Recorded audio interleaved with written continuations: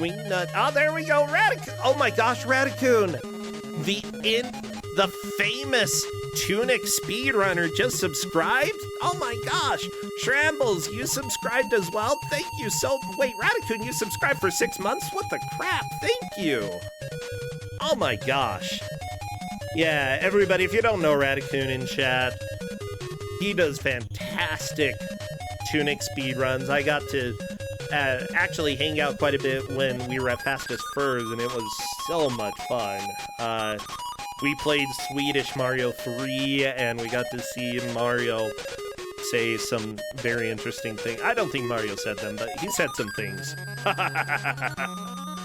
Oh, well, thank you all so much. And don't forget, technically, sign up for Kusog7ande are supposed to be closed. I'm not going to close them until tonight. So if you want to sneak in at the last minute, you can. ! Signups, okay? If this is last minute. Neetzl, thank you so much for the Prime sub. Oh my gosh, you're all so awesome. And yeah, I'm finally starting to feel better. It's been like weeks that I've felt sick, and like yesterday I finally went to the doctor, and the doctor said, "Go back home. Why are you here?" So I'm here. Well, with that said, we've got Fire Rock music playing the opening game for Big Bad Game-Thon, which is on Friday. Y'all, you better be there or else I'm gonna kick your butt. However, today we have one more Kusog7ande match. Let's go ahead, Crappy, take us on over. You know what? No. We need to do a little bit of a pause so I can make the nice YouTube transition. So let's pause, breathe in.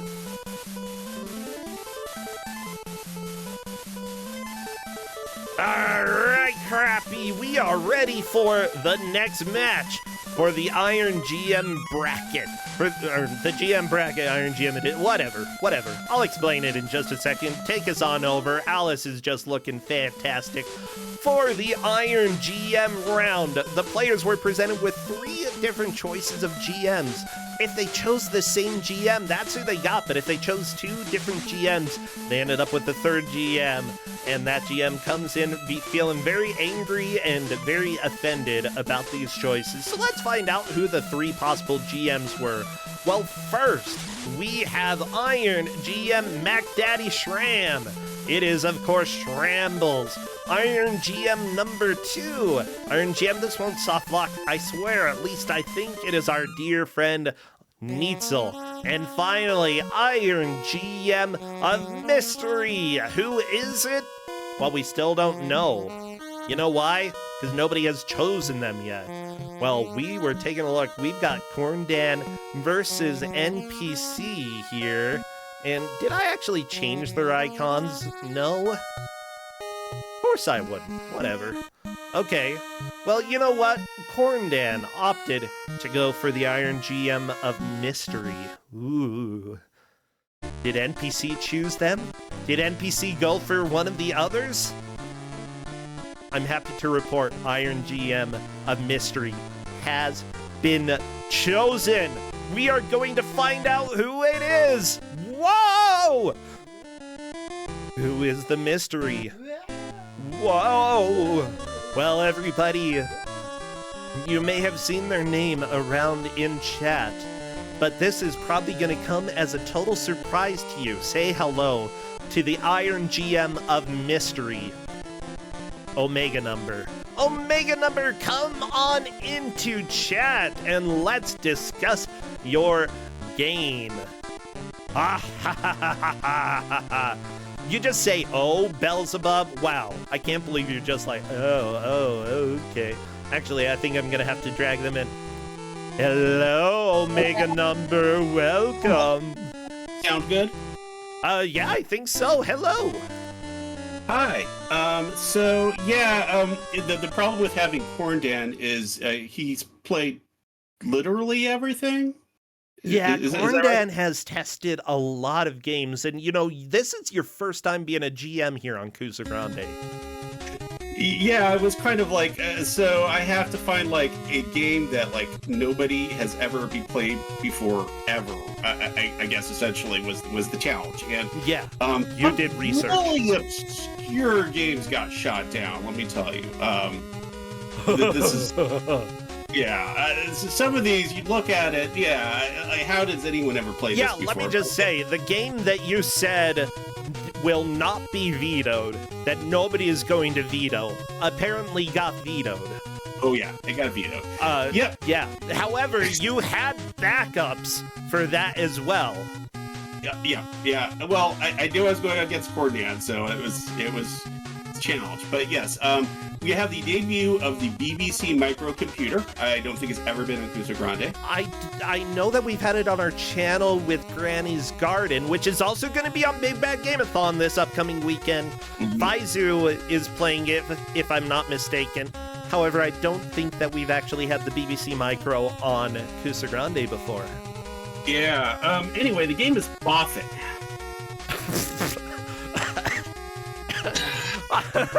Okay.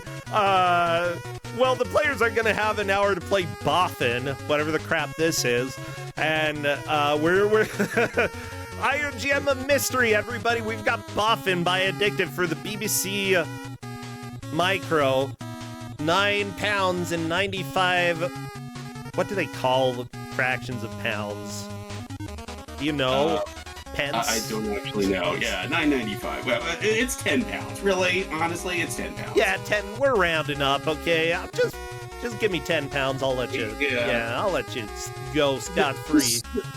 Yeah, £10 would mark it as a higher end game. It wouldn't be like the highest end would be a game like Elite, which is the BBC micro game people have heard of. That was if you've actually if you know Elite Dangerous, that was a big hit and was on Kickstarter, and then like people are still playing that.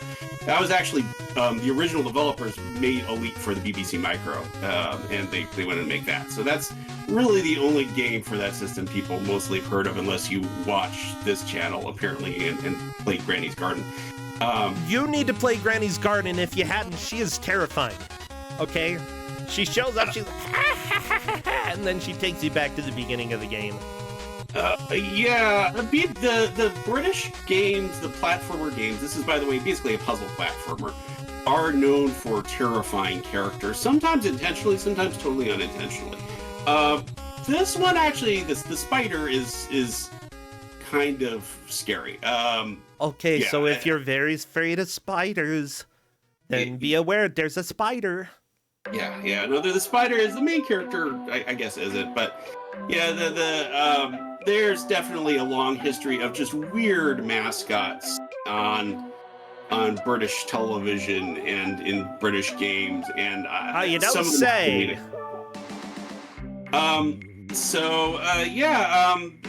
Are we ready to bring up the screens, or? Not yet. I'm working on capturing. The players are going to have 1 hour to play Boffin and try to make as much progress as they can. Whoever does, of course, takes the victory. Whoever doesn't gets eliminated from the Kusog7ande GM bracket, which I'm really glad that we've been able to have that this year. It's been a lot of fun, and I'm glad that we've been able to bring in some of the new potential GMs to give games out. It's been very entertaining to see what people have brought.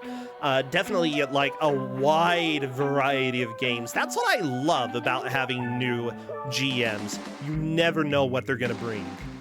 And like this is so exciting to me. I love, like, there's a whole world of video games that I barely know anything about. The BBC Micro, one of those things, okay? I know literally one game from it, and that's it. Otherwise, I think we're just about ready.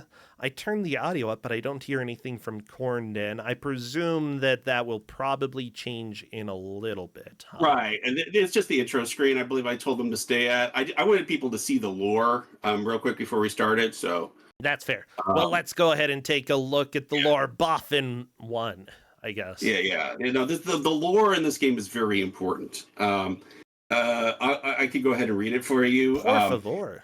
Yes, the aim of Professor Boffin is to pass through a series of caves by destroying all the unlucky horseshoes in each cavern, then touching the resident owl, guardian of each of the 20 caves. There you go. That's Well, the game features giant puffer blimps, trampolines, tarantulas, and manta bats, barbed wire / electrified fencing version 2. Or point 2, sorry. And hydraulic rams. That's a little later than version 0.15 of ZSNES, so actually, no, well, I don't know. Is version 0.2 before or after 0.15? there are actually two versions of Boffin. It's a little there's a October 1984 release, and there's this version, which is the 85. So this is technically the second release of Boffin. It's actually the graphics, which you're about to see in a second, aren't actually representative of what I'd call normal BBC micrographics, because the author did something special. I'll talk about all that when the game starts, though. So yeah. Oh no, I asked if they're ready to touch owls, and NPC says I'm ready for foul play. I'm going to go ahead and say, we have our victor, everybody! We're done! Welcome! Okay, never mind, I'm going back. That was a dumb joke. Okay.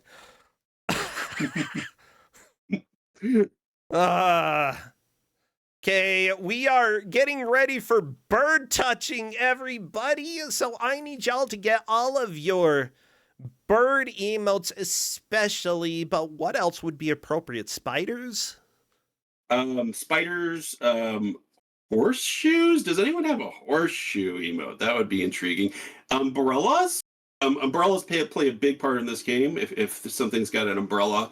Otherwise, it's pretty baffling. I mean, you can just spam random things, honestly, on this game. Oh, we Just do have the weird honk things. emote. That's a classic Kusog7ande emote. We're doing the countdown, so spam all your emotes right now. Oh my gosh, Number Muncher? He's terrifying. I like him. Okay, as soon as I see movement, I will start our timer.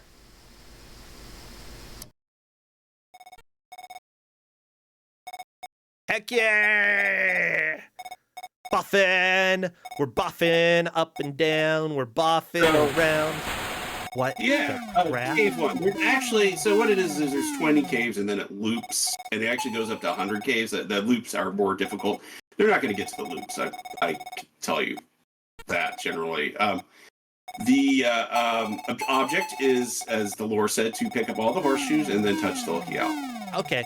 By the way, if you are not watching on my Discord, Omega Number, feel free, because you will not hear yourself. You will only see what I'm seeing, and you will only hear the game. So that is probably the best way to keep synced up with me if you want. Yeah. Both of them through Cave 1 pretty quickly, though. Yeah, this gets harder. Like I said, this is a puzzle No! platform. Gordon! Bumped his head! Baffling a bit later in terms of what you're supposed to do. Also, this is an old school game, so you get to start from the beginning if you die. So, actually nurturing those lives is going to be helpful. I do want to say that there are some very important lessons that the players are learning right now. One is that you can touch the horseshoes with your umbrella to collect them. And that's actually important right towards the top. Oh my gosh, Corn Dan catching onto the ledge with the umbrella. That might come into play later. I'm just trying to keep a mental note of some of these little mechanics that seem like they are kind of janky, but might actually be very important. Both players clearing level 2 at the same time onto Cave 3. Very nice. Yeah, what you just said is quite true. The janky mechanics are absolutely everything is important in terms of figuring things out. One of the interesting things about this that I've heard observed is a lot of the platformers that were like single screen platformers, you go curve down up, essentially. This one has quite a bit of going up down because of the umbrella. Like, it actually is designed around you're falling with the umbrella as a big mechanic. You're slowing yourself down with it. And so the levels tend to go from above to below, as opposed to below to above, like something like Donkey Kong. Yeah, yeah, I can definitely see that so far. That, oh my gosh, just with Corndan, unfortunately, taking fall damage. Fall damage is going to be a huge issue in this game, I can see. And also dealing with these trampolines and not accidentally landing on the edge of the trampoline. This is kind of a cute game, I gotta be honest. Like, for the BBC Micro, I'm not convinced this is necessarily a bad game per se so far, although it's probably going to get really difficult. But one thing that we can't really tell just by watching as well is exactly how the jump physics work. Do you have committed jumps when you're going left or right, or are you able to adjust mid-air? One moment here. Oh, sure. I've got a technical difficulty. I'll be right back here. Yeah, fine. Well, here we go. It looks like NPC is... Spider! Spider bit his butt! That is a ridiculously realistic-looking spider, and I think that is definitely a spider. Yeah. If you hold a horseshoe upside down, all the luck falls out of it, says Chad. Well, thank you so much. Oh no, the spider! No!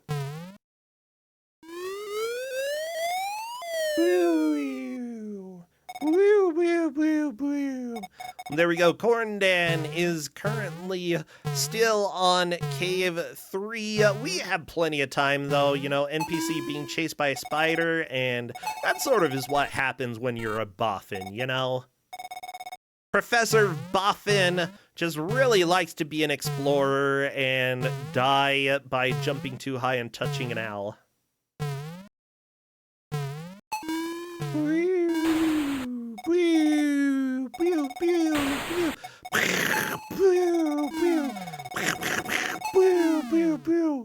Yeah, everybody, if you eat a spider, this is what it looks like in your stomach. You have to get a little professor to help you out. If you don't have a little professor inside of you, then are you really, like... You probably should get one. My opinion, anyway. Blah! Blah! Oh, hello! Hi, back. Fingers crossed that this works this time. Otherwise, you're going to be a little out of sync with you because your screen's not loading on me. Oh, really? Weird. Yeah. Well, I can try to stop that and start again. Let me go ahead and just make sure that I have you added as well so that things work okay. Yeah, with that said, it looks like we are starting to make a decent amount of progress, Corndan. Game over, though. Okay. There we go. Go ahead and see if that works now. But NPC is making some steady progress. We're on to the first green level. I mean, green... Teal's kind of green, you know? Yeah, so the color palette does switch throughout all this and all the different loops that this game has. What I mentioned about the graphics, this uses with the BBC high-res mode. So this is not actually normal BBC graphics. Normally, I think I showed the screen and somebody, actually both of them said something along the lines of looking like a DOS game. And actually, most BBC Micro games do not look like DOS games. It's just the author decided to make this one in the high-res mode, which has a limited number of colors. And so it switches around the colors as the game goes through, so... Yeah, gotcha. I mean, honestly, the BBC Micro is not exactly a highly sophisticated computer. I mean, yeah, kind of. I mean, so when it got released at the time, it was actually the high end for the British market. It was actually the more expensive option. It was kind of, you could call it the Apple II of the British market. It was introduced basically, I think late 81, and then like actually could buy it in 82. They had this big thing where like they hadn't actually finished making the devices yet, and they weren't able to ship them in time. It was a big mess. But It was actually all of the schools in the UK. Oh yeah. Essentially got a BBC Micro. Yeah. It was like 90%, so essentially Apple II numbers. Yeah, I remember everybody when I was growing up played on the Apple II. You know, everybody had experience with Oregon Trail as well as some of the other games like Number Munchers, Word Munchers. BBC Micro being widespread would not have surprised me at all. But this was also made by the company Acorn, which, if people know the Acorn Archimedes, we haven't had a whole bunch of games from that, but we've had a handful. It's the same company that made this specific type of computer. Right. With that said, obviously home computers and computers for schools back in the early 80s were not focused on video games, or they were focused definitely much more on education or word processing or other practical purposes. And so being able to actually make functional games on them was quite a challenge, but you know, people did it. Yeah, BBC Micro in particular it was actually technically higher end than some of the other stuff in the British market at the time. We still had people using ZX81s, which were incredibly small memory and everything to those kind of machines. So from the context of what they're dealing with, they didn't really have like Apple IIs. They were sort of a delay essentially between in the technology when they got fancier technology when they did. Like, for example, cassettes in the British market held for a really long time. Okay. And the disk drives, for whatever reason, were far more expensive in England than they were in the US. And so people didn't own disk drives, they owned cassettes. So this was on a cassette. I don't think this was ever on a disk drive. And, you know, you put in the cassette and then you wait however many minutes it takes to play it. And it goes beep, beep, beep, beep, you know, which is all the data. Yeah, I could hear some of the emulated beep, boop, as the game was loading. Right, yeah, they kind of did the shortened version of that, yeah. And part of the upshot of that is that some of these genres that show up in the American market don't show up as much in the British market. So you don't get as many RPG type things because you have to have a game that like loads everything right away. It actually is a lot trickier to handle an RPG. Oh, I just love that, like, if you jump too high and touch the L and don't have all of the horseshoes, it just kills you. Murderous Al, why would you do that? Yeah, it's an unlucky owl if you don't get all the horseshoes first. So you have to get lucky first before you can get that owl. Yeah, that makes sense. This definitely did get harder than Stage 1. They're probably not be in this game at all. Like these two are very talented players. Part of my issue also is I'm not as good a player as, you know, somebody who's actually NBC's gotten like, has he actually beaten Kusog7ande? I'm trying to remember. Yeah, he's a Kuso champion. Yes. Right. So an actual Kuso champion. Yeah, I was trying to figure out all this stuff. Like somebody who's actually beat Kusog7ande difficulty-wise, plus coordinator who's like played everything, trying to pick a game. It was just very hard to calibrate, but this was so difficult. It had a reputation for being so difficult. Oh yeah, you have to work. Like for this being your first match to choose. Let me just say, you definitely had a challenge for figuring out a game that would work for people. But at the same time, I think that both of these players are probably a lot more tolerant of weird, obscure games than a lot of other people out there would be. So, like, it's a mixed bag of, like, I have a feeling that they'll probably say this wasn't as bad as I expected. I do think it's a legitimately a good game. It's one of those odd things about when you're talking about Kuso. It's aged. I don't think there's always as much good and bad as much as trade-offs. So, okay. Like for example, one of the really easy thing is like no continues, right? Nobody makes a modern game with no continues. right? This one does, but you're not going to see that normally in any case. I'm gonna say, talk to Bennett Foddy about that. Yeah, no, there's that. So what you have, like, actually is people like Bennett Foddy kind of recapturing that magic, so to speak, with a game like Getting Over It. Is that what it was called? Say what now? Getting Over It, was that the name of this game? Getting Over It with Bennett Foddy. I mean, he did QWOP as well as there's a game on, what is it, that handheld, not Pico 8, is it? That's a sort of puzzle game with ninjas that also doesn't have continues, as far as I'm aware of. Baby Steps is his new game. But yeah, Bennett Foddy is definitely somebody who went and I think sort of had the bite-sized type of game in mind, where the game's a lot smaller, but the level of challenge is definitely the focus there. Instead of a whole bunch of content, it's a little content that's very, very difficult and often very well thought out. Right. Anyway, so the point I was trying to make with that was, you get this effect that you don't get anywhere else if you do have continues. Like, not having continues makes every moment feel more meaningful in a way. Like, if you actually get past something, it's kind of much more inspiring. I'm not sure if that's the right word, but there's it's not just bad to not have continues. It's just different. Yeah. And I think that's true for like a lot of these things, like the really janky umbrella controls.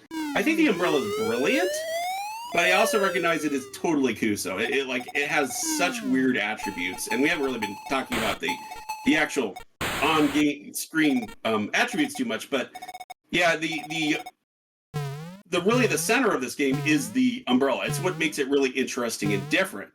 Yet I can point out all sorts of things that, like, well, this was really a poor design choice because of how cryptic this is. But I mean, in this context, it's great. You know, it's yeah. Well, what are you gonna say? You know, people didn't. Do you think that there was a whole, like, 50 people working on this game? No, there was probably just one guy, okay, who's like, I don't even know what this programming language is, but we're figuring it out by making a game, okay? And we're gonna make this work. And then somehow he made this creepy... What is even on NPC's screen? Was that a bat? We're gonna make a bat that you have to land on and fly up, okay? And it's going to work, I swear. It's going to work. And they made it work, okay? Design standards in 1981 basically didn't exist. This was, by the way, what you are correct. It was one person. This person's name is Paul Julian O'Malley. I knew it was one person.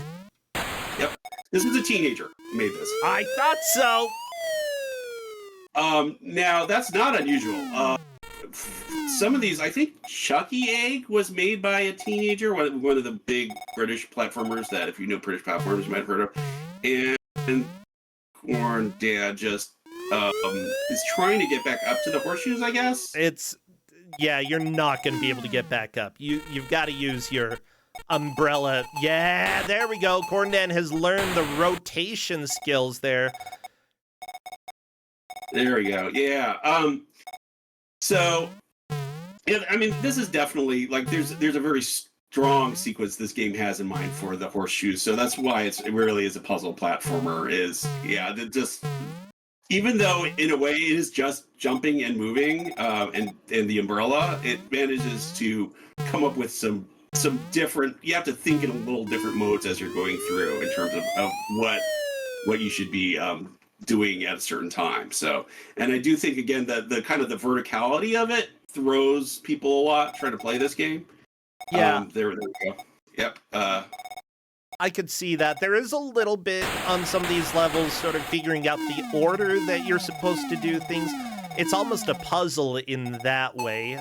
NPC dealing with a level that has multiple bats. I think they're bats. I And don't actually know off the top of my head. Hold on. this essentially is a puzzle level where NPC is going to have to figure out, which areas do I have to go to first in order to get through that. But with that said, he's already this far into the game with 6 extra lives, but I imagine there are a lot of levels. There's 100 levels. Bat, why are you not flying? Bat. You have to go in the center of the bat NPC? I believe that, yeah. Well. NPC? So, yeah, that's, by the way, the name, it's a manta bat, is the, okay. Manta bat. Oh, that's cute. They do kind of look like manta rays, so that makes sense to me. Yeah, I believe they don't activate unless you have all the horseshoes. So that was, there was the last horseshoe up there that NPC failed to get, which is why it wasn't activating. Wait, they activate based off of horseshoes that you get? Right. Well, remember the horseshoes are unlucky, and you're trying to get rid of all the bad luck on the screen. Well, there we go. No, oh, okay, there we go. That's they got the umbrella from. There we go. Yeah. Okay. All right. Yeah, I let's see here. Okay, I do think NPC is trying to not activate that bat so that he could get the horseshoe on the right side of the screen. Right. I think that's probably the correct move.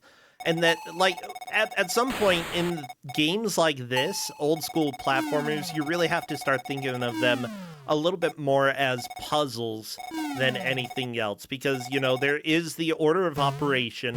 And honestly, just make sure that you line yourself up pixel-wise for exactly what you need to do. You sometimes have to line up on the exact correct pixel. But you're not moving super quickly, so it's a little bit easier to do than in some other games, Yeah, this is the pixel perfect, and actually NBC had it right. You are supposed to stand on the top right wing of the manta bat, and then you can get the last horseshoe. It's just tricky to get on the top right wing. Mm-hmm. Just because the jump you have to make. Oh, so close. Yeah, and then I'm not sure. I mean, so NBC was standing on the left one, so I think it's like, oh, I can stand on the right one. I just need to make the jump right.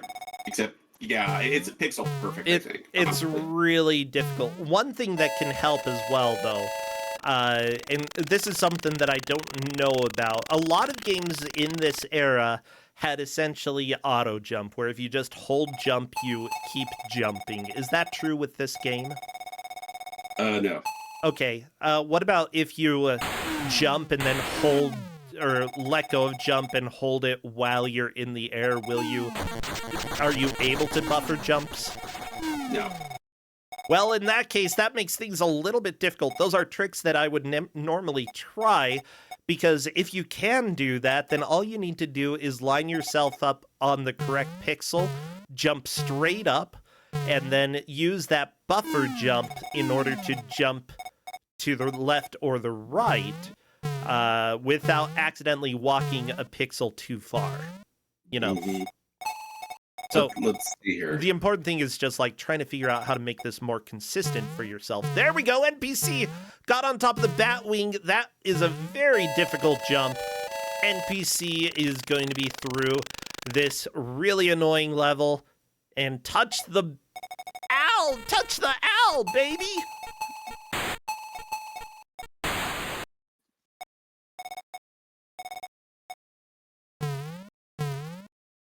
Okay, right now, NPC is just looking at this level and is like, what do I need to do?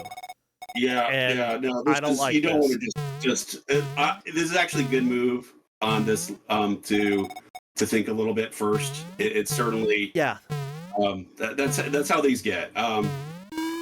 Your time is relatively forgiving as well. Apparently, the manta bats will only go high, or a certain amount of height up into the air before they start falling back down. I do one. Ooh, if you put your umbrella up, they stop going up. Interesting. Yeah. That's another mechanic that NPC has discovered that could be helpful. See if he gets it. Uh-oh. If the back goes back down, will it go back up? Yes! Okay. We are learning, okay? And the timer in this game is relatively forgiving so far, so, like, taking a little time to learn the various mechanics, that's completely fine. Okay. Yeah, this is not... The time is not the enemy. The pixel perfect jumps. It's fine. That was a lot of progress on NPC screen. I don't know what stage it was, but it was one of the later green levels. Yeah, hold on. I can get the stage number. Don't worry. Like, I think they're gonna make more progress. Yeah. We'll see. It does get hard. It does get hard. So apparently, while the computer came out in 1981, December of 1981, this game was 1985. The publisher, Addictive Games, author Paul O'Malley, as you said. I don't know anything about Paul O'Malley, do you? Unfortunately, no. He's not one that's really been done a bunch of stuff other than that. And that's not uncommon for these kind of British programmers who make something as a teenager. Some of them go on to long careers, but I haven't really. I did look it up in terms of his career, and yeah, the BBC Micro did have games all the way through the 80s. It was one like the Apple II, where, I mean, if you think about it, so like the graphical version of Oregon Trail, not the one that was like very text oriented that I don't think anyone usually sees, but the graphical one that everybody knows of Oregon Trail. That was 1985, which by then the Apple II was 8 years old. Okay. So the Apple II had longevity, and so did the BBC Micro. So actually this would be a perfectly normal year to release a game. Yeah. Addictive Games lasted all the way through the 80s, I believe, as a publisher. I do see that this guy did make a game for Commodore 64 that came out on Apple II and DOS called, it was originally called Iraq, but also came out as Spider-Bot. Side view action adventure game. I don't know anything about that, but that might be one of the bigger games that Paul O'Malley worked on. Yeah, that was the other Addictive Games. That was it. So he wrote that when he was 19, I guess. So yeah, he wrote basically after he was done being a teenager is when he was done writing games. Yeah. Addictive actually normally doesn't even publish this kind of game. They published mostly where they got their money, and the reason they lasted until the 90s was a Football Manager. So they had, I think it was ZX81. They had a Football Manager game. Remember the one I said that was like very, very, very low end computer? And their Football Manager games were like, I mean, Football Manager games are still humongous in the UK. So they're not published by them anymore. But yeah, they're still huge sellers. It's one of the perennial games but that's what the publisher mostly relied on. You know what? The creator of this game, we've had a Kusog7ande game by them. Did you know that? No, which one? Let me go ahead and put it up here because people will remember Heat Seeker, the game where you are a leg carrying a basketball collecting heat. Paul O'Malley programmed that, indeed. And that was a fever dream of a game, and I love that game. Okay? Really weird to have a basketball leg heat collecting platformer. One of the biggest fever dreams that we've had on Kusog7ande. I'm so glad that we have another game by this developer. And honestly, like, I would say that, like, he's got ideas. And I think that it's completely fine for people to make a few games and just for fun and have something else as a career. You know, making games takes a lot of work, and sometimes it's not like just because of industry drama. Yeah, there's none of that going on right now. Just because of various issues that you can run into with publishers and such, it might not be personally worth going through all of that. And so, like, for teenagers to do a few games and actually get them out there, I'm really glad. I hope that they were compensated, though, and that they actually made some money because, you know, it's a lot of work. It's genuinely a lot of work to make something like this on a computer that was not made specifically for gaming, you know? I mean, I've done research on early British computer stuff before, and the ones that have actually talked about the money they made seem to indicate that they thought they actually earned much better money than they would have ever done something else. So, oh, really? I mean, these cassettes were selling really. The British market was weird.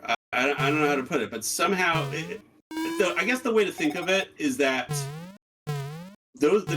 rather than going just to a game store to buy a game, you could have games show up anywhere. Like cassettes were literally just like you go to a supermarket, you can see some cassette. So that's part of what the cassette market lasted a really long time. They're really cheap to reproduce. There was an enormous number of just amateur games that came out there was like in the American market, they just kind of got crushed eventually. There was this kind of tidal wave up to like 81 or so, but eventually you had Sierra Online and some other big companies just kind of muscle people out of you know, where you had to have distribution in computer stores. But UK is a smaller area, and it just, for whatever reason, the culture allowed for a lot more amateur games. You know what? We could do that again today. You know how? Just on like very cheap, small flash drives. You know, USB drives. Something like, because there are some very, very small space flash drives that are like $1 or something because they're so small. But, you know, just have some of those in, just put them at Walmart or something, you know, have a game for like $3. People would buy it. So this is definitely an information game. There we go. See, already the level that NBC was having so much trouble with. I think I did watch also a long play of this. It went to 20 minutes to get the first 20 levels. So like if you know what you're doing, you can get through very fast. They're doing really good.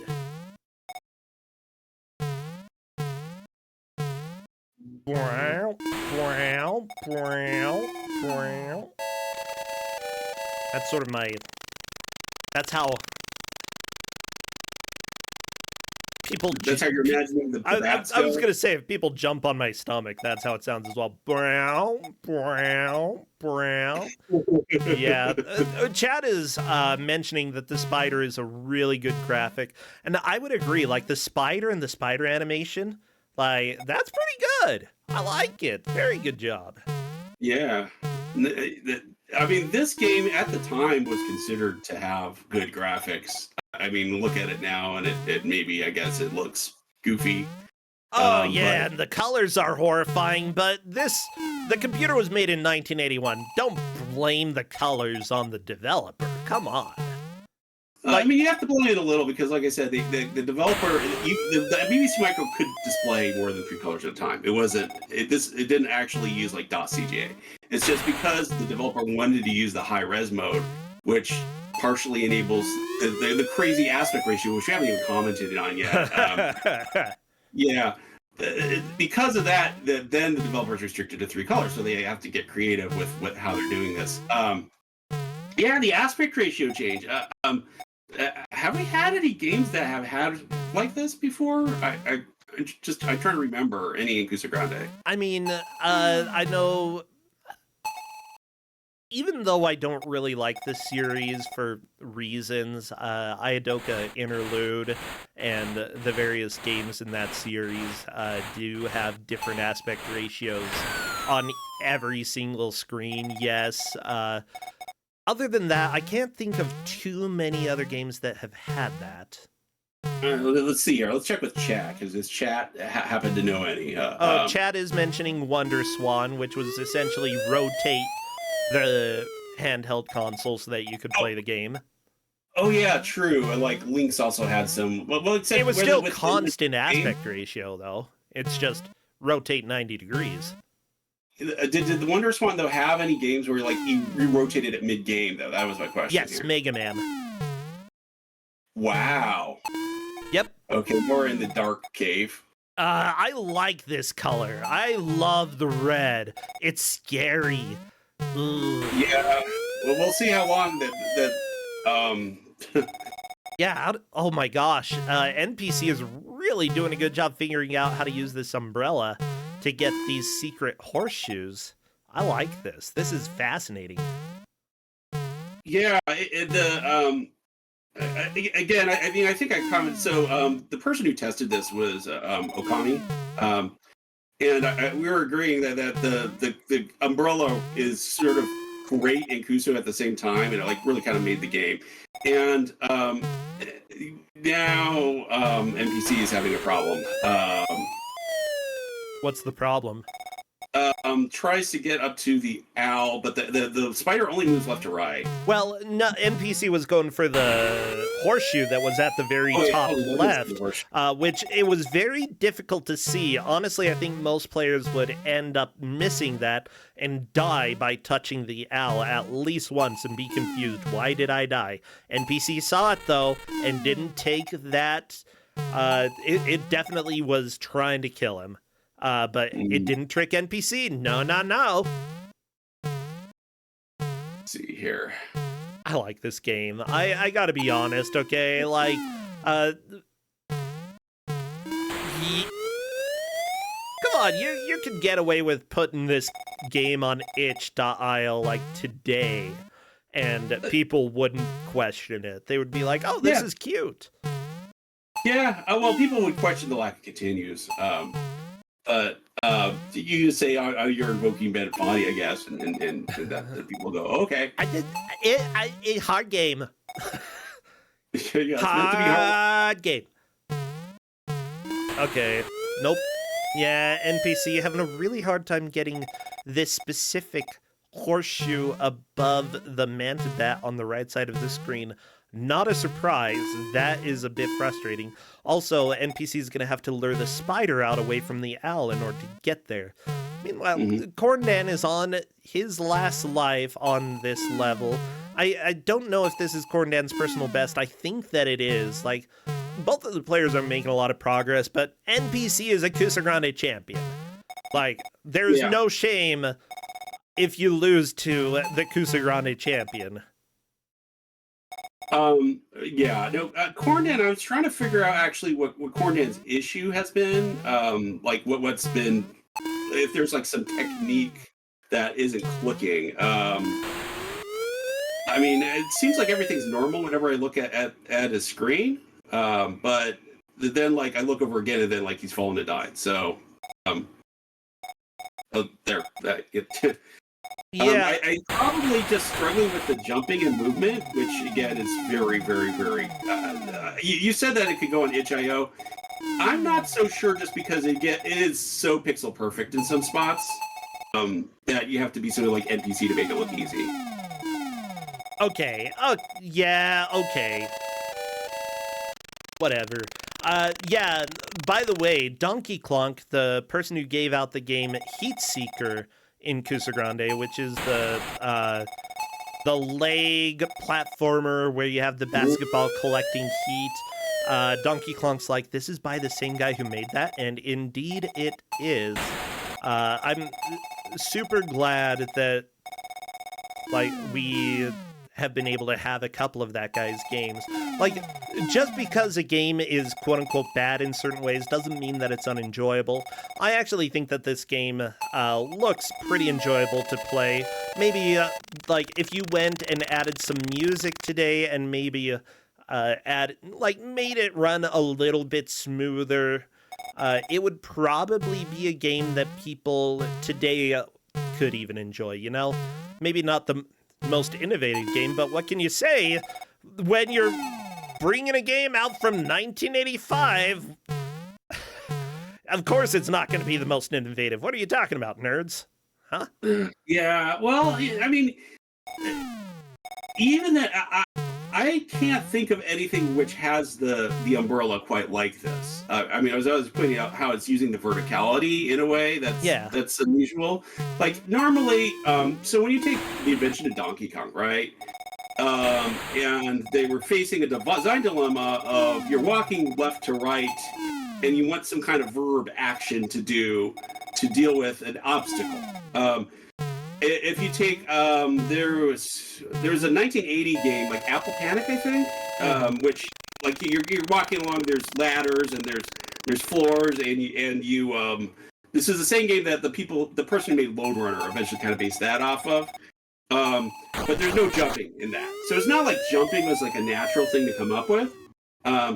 So, and then suddenly once the jump came in, like everybody's like, okay, naturally all these platformers you have jumping, but the umbrella almost makes it like you've got an extra vertical verb to it. You don't just have left, right. You have umbrella to go down, and that's actually adding a dimension to the complexity to it. So I actually do think it is original, not even in a for its time sense, if that makes sense. I think I could agree with that. I would say that, like, NPC's dealing with a really tricky horseshoe to get. The one up sort of in the little alcove. The highest horseshoe that you're able to see right there, a little bit to up left. There we go! Oh, but unfortunately the spider had already emerged, and that is a death. That's fine. That one's going to be tricky, and honestly, getting past that, if NPC can beat this stage, I would say that is huge. That is, like, such a huge lead. Yeah.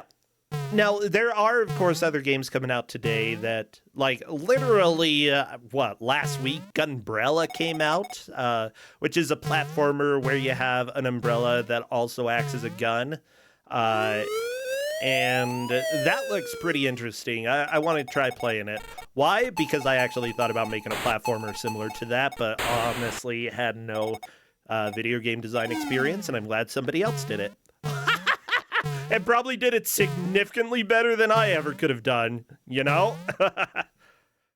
Have you done video game design, by the way, Omega Number? Yes. That is my job.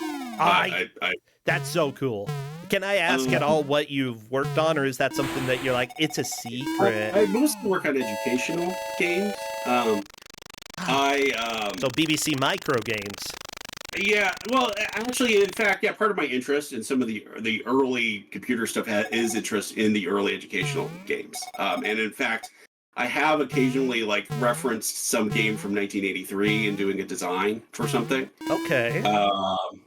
Nothing I can talk about right now that's released. I worked for another eduware company before this, but it wasn't really specifically games. But the current company is specifically games, and there's everything is under contract thing, which I can't talk about right now. Yeah, hush. Later on, you can talk about. I love to hear, like, when people are able to talk about projects they're working on. I love to hear about them. Obviously, do not break any of the rules, any of the agreements that you have, because we don't want anybody getting fired because of Kusog7ande. Can you imagine? No. Kusog7ande ruined my life. Yeah, no. We got one coming out that maybe I'll get Mystery Tournament to run it after it comes out. It's a game that would work for Mystery Tournament. I don't make games that would go on Kusog7ande, unfortunately. Wow. I make good games. Yeah, well, people have to spend money, is the problem. People don't spend money for Boffin, unfortunately. I mean, if we've had a few games that we've purchased for people, not a whole lot because I don't. Yeah, if you want to help support Kusog7ande and allow us to actually like buy a few more games on occasion, you can always subscribe. Yeah, I'm glad that hopefully this next year we can have even more prizes than we normally have, but I do think that I want to support video game devs as much as possible, especially the people who originally worked on the games. I want to support them. And if this were for sale somewhere, and Paul O'Malley were getting the proceeds from purchases, I absolutely would go and buy a copy for him because yeah, this game has problems, obviously. But at the same time, it's a charming puzzle platformer that, for its time, I think you're right. It does have some really good ideas. Yeah. I mean, I honestly, I would still buy it, but I'm I'm not the norm for trying to sell games to. But yeah, no, this game is totally up my alley. I mean, I do genuinely like this game. I'm not. Let's just put it this way: NPC has now gone farther than I ever have in terms of actually playing it. I've watched the rest of it, but I've never actually been able to beat past where NPC has gotten. So. Hey, Billy Rivers and Loco Klaus, thank you for subscribing so that we can keep Kusog7ande weird, I guess.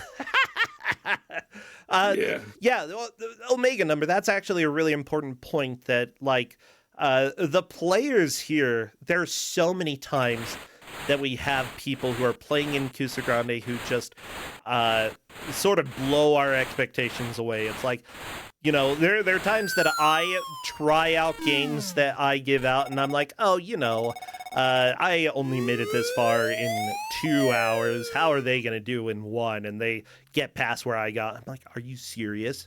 Are you freaking serious? Are you going to be like that? And yeah, they be like that. Laser Dolphin? Okay, shut up. I had a game, and so fortunately, like I said, I had Okami testing my stuff, and one game I had that was this is an hour-long game, 30 minutes flat. It was okay, I guess not. Yeah, when you have someone part of the point of having the GM group as well is that some of the GMs have played in Kusog7ande before and have done really well, and because of that, they sort of give more of a realistic expectation for how far people will make it in a blind playthrough. NPC is one of those people who can sometimes just demolish a game. There are occasional games that you give to NPC and he's like, it just doesn't click with me, and I am very angry about it, and I'm like, oh, I'm sorry, NPC. Evil laugh. Yeah. Well. Let's see. Here in chat, it did say Blarg at one point. I think that was one of the falls. But other than that, I haven't had too many emotions here. Let's see here. Yeah. What else am I thinking? There are also a handful of times that the GMs who test things are, end up thinking the players are going to do pretty well, and then it's just a game that doesn't work for those specific people. You never really know until you join Kusog7ande, everybody. By the way, Intrepid, I just slaughtered that. Thank you so much for subscribing as well and supporting the Kuso cause. We've got just under 15 minutes left. We're getting close to the end here. By the way, one thing that I want to note about Laser Dolphin is that, yes, it was too short, but yes, there is also a paid version that is much, much longer, and that's always in my mind, okay? It's not gone. not only that, but I can also enforce only a specific type of control and make people miserable. And that might be that maybe one day we'll have Laser Dolphin come back. Okay? Maybe one day we'll have the return of Laser Dolphin. I mean, maybe there's going to be Laser Dolphin 2. I don't know if there was ever a sequel, and then you just package them together. So, like, you just have to beat Laser Dolphin and then the sequel. No, honestly, the original Laser Dolphin, nobody's going to beat it in an hour. It's just that Laser Dolphin, the free, or the essentially shareware edition, yeah, you can beat that really quickly, as it turns out. Apparently, I can't, but other people can. I did have one instance of the opposite. It was a game that I ended up not even picking because it was on the, again, I'm having to give it to people that had experienced the entire list of Kusog7ande. So I just used that as a, if it was on the list, nope. But one of them I was actually looking at was called Neighbors. Do you remember this one? Neighbors, for what? I believe you guys gave the Amiga version, but it might have been C64 version. There's a couple versions, but it was an Australian game. Okay. It has a skateboarding, and it's based on a TV show that's very popular in Australia. Oh yeah, this looks vaguely familiar. And nobody got past the first level as far as I watched the match afterwards. I was like, oh, well, I'm glad I didn't give that one because this was, I was having difficulty, but I figured, I'm just, if I give it to one of these people who are really good at games, they'll demolish it. But everyone got destroyed by that game. It was very, very, very hard. And it's got like 5 levels. There's multiple scenes and everything. You only saw a fraction of the game when it got played. I love that. Yeah, and that sometimes happens, that it's like, that's sort of like we had, what was it, Reoccurring Nightmares, New Game Plus, the one time where we allowed people to start the match specifically like halfway through or partway through so that we could actually see more of the game. And there are a few games that we've seen a very small amount of that would be very appropriate for us to bring back in the future. Well, with that said, sorry. Let's talk about the match right now because we're starting to get close to the end. And chat was asking, is NPC in the lead? And correct, he is in the lead and is. He's made it to the scary red cave stages. If Corndan can get there, then Corndan will have a shot of coming back. Corndan has 7 lives going into this level, by the way. So, it's not impossible. It's just NPC has been doing extremely well. Yeah, time-wise, just in terms of amount of time it takes to play the game, Corndan absolutely has the time to catch up. Yeah.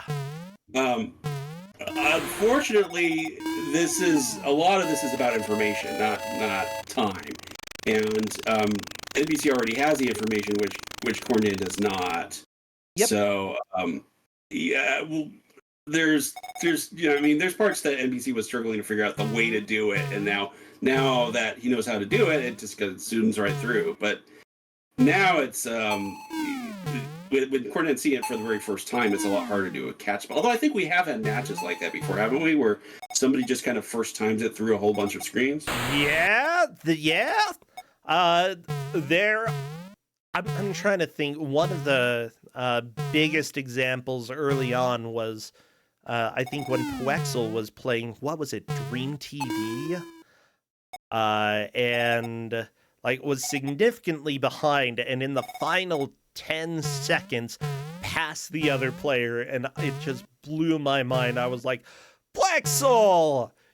Oh my gosh, Mr. RPG Man, you just slaughtered this game in the last attempt. Yeah, you never really know. It's never over until it's over. You never know if somebody is going to have a surprising comeback. It doesn't happen very often, but it does happen. Mm-hmm. Yeah. I'm just looking at Corndan certainly looks like this level's going to be done. Yeah, I think this is the first time Corndan's cleared Cave 6. Moving on to Cave 7 after this. Very nice. Let's see here. Looking at the time, yeah, I guess that's possible. It's still possible. Oh yeah, it's like if Corndan can figure out the order of operations in this level relatively quickly, he could. Okay, and I think, yeah, Corndan has the right order here. The biggest difficulty is going to be getting the horseshoe on the right side of the screen underneath the owl. That took NPC several attempts to get. Now, Corndan's been on this stage before and did exactly what he did right here.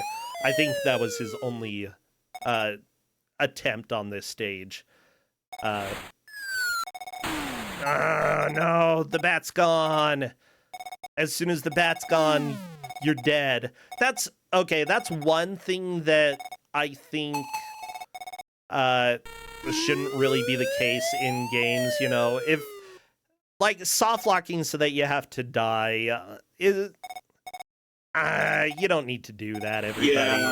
Yeah. That's another very British platformer thing, though, to have the intentional soft lock. I mean, this is clearly intentional soft lock. This isn't like. They forgot to put spikes in one of their pits in the game, and all the other pits have spikes, and then you're in there forever. Did that happen with like Smurfs or something? With what? Smurfs, I think ColecoVision Smurfs. There was like a bit you could soft lock where they just forgot something. I don't remember which one it was. Yeah, probably. Actually, now that I'm thinking about it, there are some modern games that do sort of do that, and generally they tend to be sort of the puzzle platformer. 1001 Spikes is notoriously brutal, for example. Oh, jeez. Oh, Corndan, almost! Oh, my heart! But yeah, it's something that doesn't really work when you have limited lives or when you have a very low number of lives. 1001 Spikes, you had 1001 lives to play through, which you actually definitely needed. That's significantly more than like the 5 lives that you start this game with. Have you played that at all, by the way? No, I'm not familiar with that one, but I believe it. It is. I mean, it kind of goes back to my original point about that not necessarily good or bad, but a different effect that can cause different things to happen, and they might be things that are much not things that everybody necessarily really likes usually. Oh yeah, are still things that can be useful. So like something like a soft lock in a puzzle platformer. Yeah. If like the game ended immediately after you soft locked. Corndan on to scene 8 or cave 8, by the way. Corndan is making some solid progress. Very nice. He actually cleared the. I want y'all to know that he took 2 or 3 attempts on that stage. And with the pixel perfect jump that NPC struggled with, Corndan actually got that really quickly. I'd say that like he learned how to deal with that very quickly, and that was great to watch. Yeah, no, that was beautiful. Is he gonna first time clear this stage? Oh, maybe. If Corndan first time clears this stage, that's gonna be amazing. Oh. Don't touch the owl. Owl will kill you. Owl's deadly. He wants to kill you. Look at him.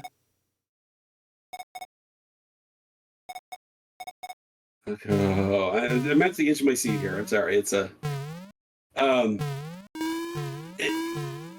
Anyway, yeah, so imagine a puzzle platformer where it just kind of cuts off the moment you get a soft lock. I mean, part of the challenge of a puzzle platformer is actually knowing when you're soft locked. And there's clues that are given by knowing, oh, I needed this item to get through here. Yep. You know, yeah, that means it's like, oh, there we go. Oh. I mean, Bob is you. What fun would it be if you couldn't soft lock? Corndan, just touch the owl with your umbrella. That's all you gotta do. Or do that. That's fine too. There we go. Corndan on to the red cave for the first time. Yeah, this is actually being a really, really good push. Corndan saw the horseshoe, luckily, but will he spot the one at the top left? Because if not, Corndan's going to go and touch the owl and die. Let's see, is Corndan paying attention enough to see that? Yep, Corndan sees the horseshoe. See, they're both they're both smart. They're paying attention to the type of BS of this game. A lot better. Like if this was an endurance match, this could have been an endurance match, easy. This really, we might have had a lead change at some point because it is starting to click. It took this long. No! The spider touched Corndad before Corndad could touch the owl. That's stupid. And you have to jump, but you have to jump not quite too high because that's a trap. Oh, come on, you can do it.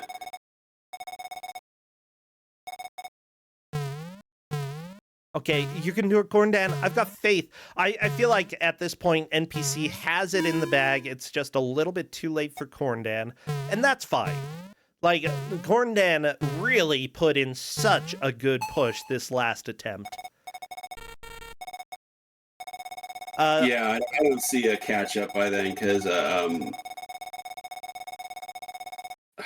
NPC's just... That spider is... There we go, Corndan finishing the stage. And we are on to Cave 10. This technically is a tie based off of them getting to the same stage. However, NPC has collected more of the horseshoes. If Corndan can collect every horseshoe in this attempt, Corndan could potentially win. I haven't looked at the track. So, NPC hasn't gotten every single horseshoe? Just want to confirm that? Or did he? He might have. I thought he got all the horseshoes and then died. So the only way Corndan could actually win, which is possible. It's possible. Corndan, do the jump! There we go. Okay, Corndan got the jump. There's 35 seconds left, and apparently that jump was high enough to kill Corndan. What the crap? Nope. I don't think there's a shot, but what a push. I love it. Wow. Did you imagine that it would come down to them getting to the same stage? Actually, yeah, I thought we would probably have a close to a tie at the end. That was my suspicion, just because I knew this was going to have major blockers because of the puzzles, and also because of the pixel perfect jumps. So I actually thought it might get to a point where they're like this, but that was very dramatic. I am so impressed. That was good. That was a lot of fun. A lot. Like, here's the deal. For a game that came out in 1985, being raced today in 2023, I loved this. This was fun. I very much enjoyed this. It looks like Corndan is here. Let's go ahead and see if NPC can come and join us. NPC is still playing this, though. Hello, Corndan. I really liked it. I really liked the game. It's a good game. The problem is it's too good for Kusog7ande, honestly. It controls, like, it's consistent. It projects what it wants you to do.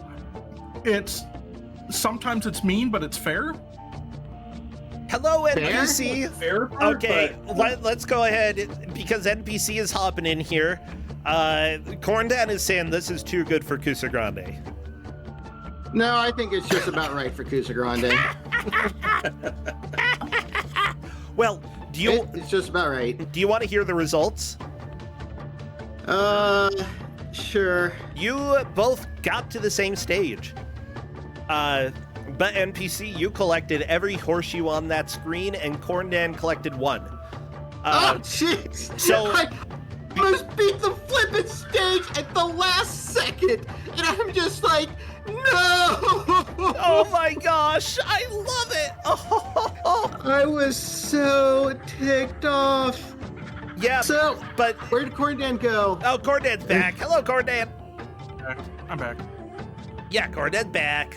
Everything's good. So yes, NPC, the thing is, Corndan had a really good push there towards the end, and we were sitting there being like, oh my gosh, Corndan could possibly pass NPC. This is hypothetically I just didn't have enough time. possible.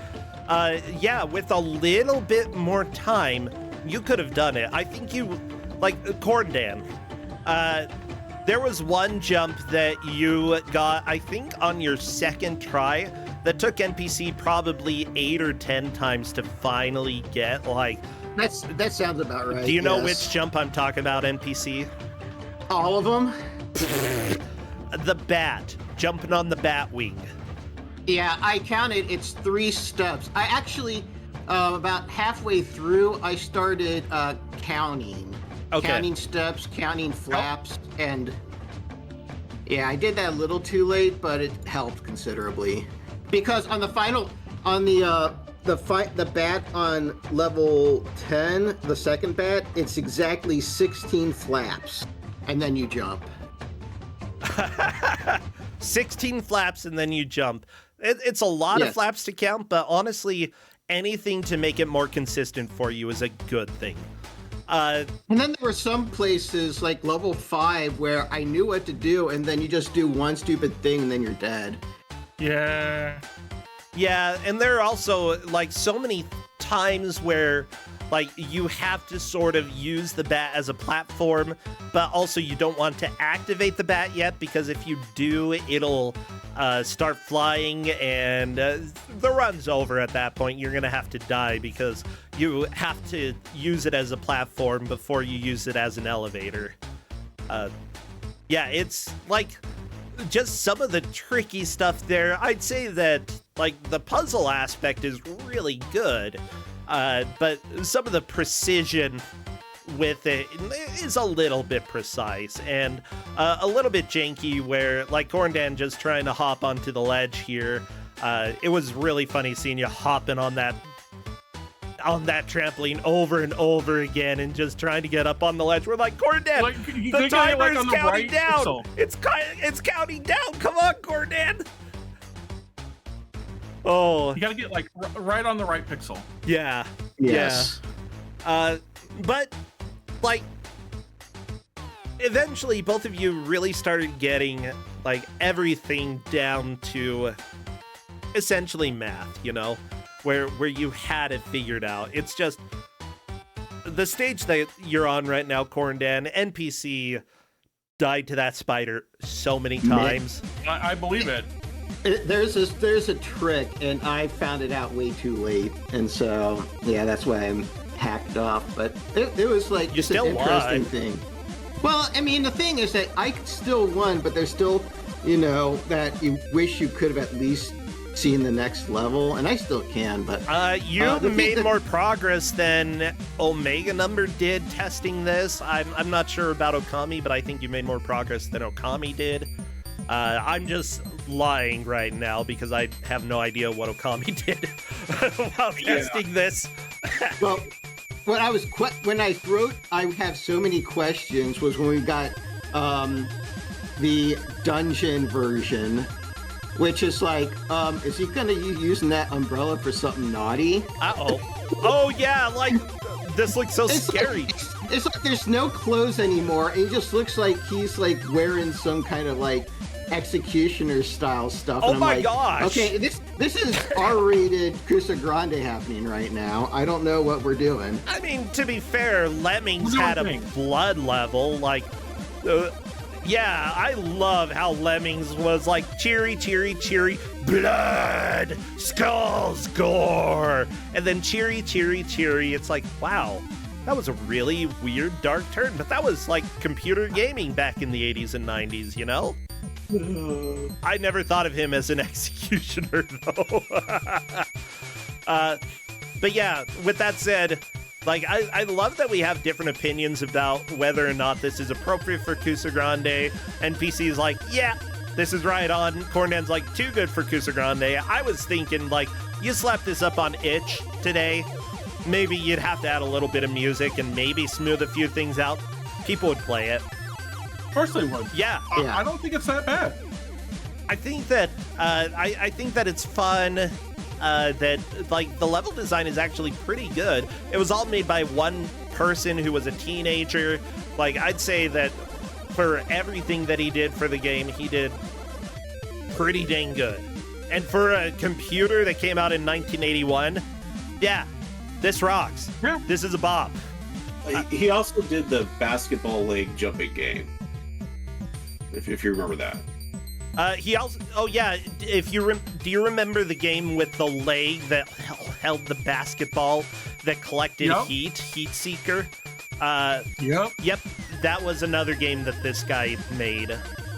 That one was definitely much more bizarre and a lot harder to understand. Don't ask questions. It's fine. Yeah. With that said, like, is there anything that you're still confused about with the game, or did everything like start making sense in it? I mean, the game was fine, honestly. How do you feel about spiders? I mean, spiders are okay. Yeah. Were you going to try to finish it? I don't know. If I have free time. Probably not, because I have like a whole bunch of other stuff to do. I just wanted to warn you that this doesn't loop. So it says 20 caves. There's actually 100 levels, technically. Do they get faster or something? Yeah, they got different stuff happening. It's got the kind of the Snoopy thing going on. So okay, I'd say that if you finish the first loop, I would consider that completed. But if it does add like more horseshoes in other locations, that could be interesting. I cut you off there, NPC. What were you saying? I was gonna say I liked level 8 because it felt Yolanda-ish just a little bit. Is that the one where you had the umbrella up and you just sort of had to like, as you were falling? You start the level. It's when you start the level and the spider is immediately chasing you. Oh yeah, I like that one. Yeah, I liked it. Yeah. I like that. Both of you almost cleared it first try. NPC, you did. Cornet, you almost did, but for some reason the spider killed you instead of you touching the owl. I'm not exactly sure why. Maybe you were a little bit too far to the left or something. Yeah, because the hitbox. So, right, that's my one like kind of complaint. Like the hitbox for the spider is really big. It's a big spider. Yeah, but like so, but it's not that it's a big spider, right? It's that like the hitbox is just, you know, like where everything else is like you touched it with a pixel, right? Yeah. The spider's like, you got close. Yeah, I agree, and especially if you try to beat the level that you got to, Cornden, you'll find that out very quickly. Because I already have. Well, okay, you'll more find out. Like, that level was brutal, seriously. Holy crap. Anyways, I'm at the point where I feel like hacking up a lung, and I probably need to take a little bit more of my cough medicine in a little bit, so I probably need to call it quits for today. Thank you so much for coming and playing. And Corndan, now that you're eliminated from the Kusog7ande GM bracket, we have the tradition of having some words on your tombstone, so do you have any last words for us? I do not have any last words for you. Those are perfect last words. Perfect. Oh, geez, I'm gonna cough. I do not have any last words for you. Corndan's last words. Oh, it's a paradox. It's a paradox, everybody. Whoa. Corndan, I know that it's been a while since we've had Don't Make Us Bored. We're gonna have to see, because this next week is Big Bad Game-a-thon. NPC, you're playing in that, right? Yes, and can I also say a little something? Yeah. On Monday on the GDQ Hotfix, I will be playing a game that will be on Big Bad Game-a-thon. It's called Suzuki Bakuhatsu. And if you want an early preview of stuff you might see at BBG, watch me play that. It'll be very fun. Now, it's a weird game. Chat, Brosensu's not allowed. I'm not allowed. Brosensu's not allowed. Yeah, chat, I have specifically been forbidden from watching anything about that game. I cannot watch GDQ stream on Monday. Go check it out. And then when we have it on BBG, if you want to see my reaction to it, I will be with NPC. Probably horrified. I hope You'll so. love it. You'll love it. Oh, and if Neopets is after that on Monday, oh my gosh, I can barely talk now. I need to come. I don't know what else is on, but if Neopets is on Monday, Neopets is also in Big Bad Game-a-thon. Yeah, and Corndan, are you playing a game in BBG? Nope. Haha, that's okay. I am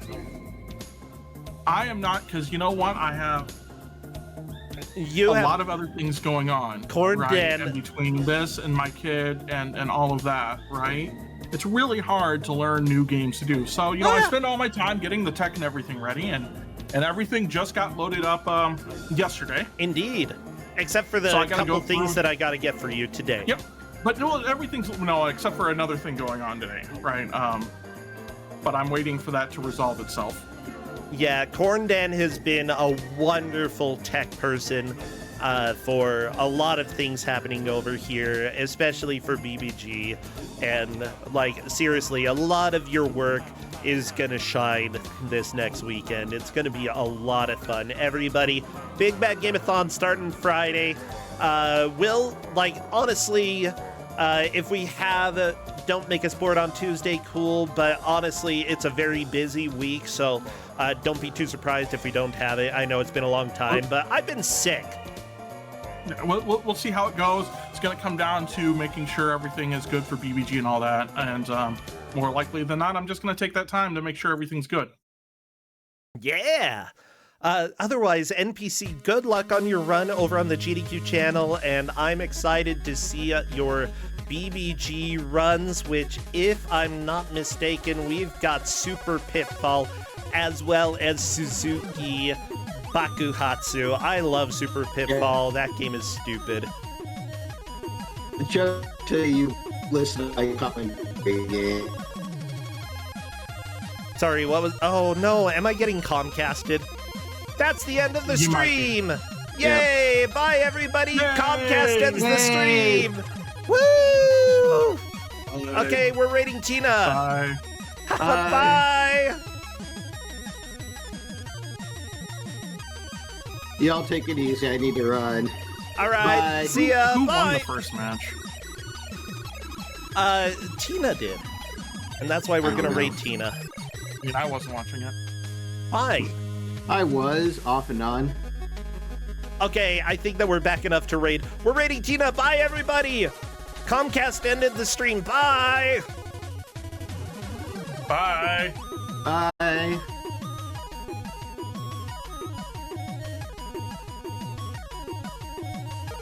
Do I have a raid message? I don't even know. It's time. It's time wonder. But y'all take it easy. I need to run. Anyway, bye. Bye. Oh, yeah, it was Time Wander. Bye.